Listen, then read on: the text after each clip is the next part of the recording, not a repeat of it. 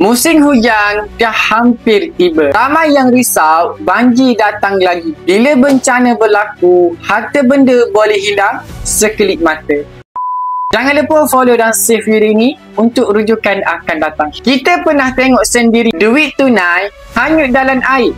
Kereta full rosak, rumah penuh lumpur. Semua yang kita kumpul bertahun-tahun boleh lenyap sekelip mata. Tapi emas walaupun kecil, nilainya besar. Mudah dibawa, mudah disimpan dan yang paling penting, nilainya kekal. Orang dulu-dulu simpan emas bukan sebab cantik, tapi sebab ia aset mudah alih.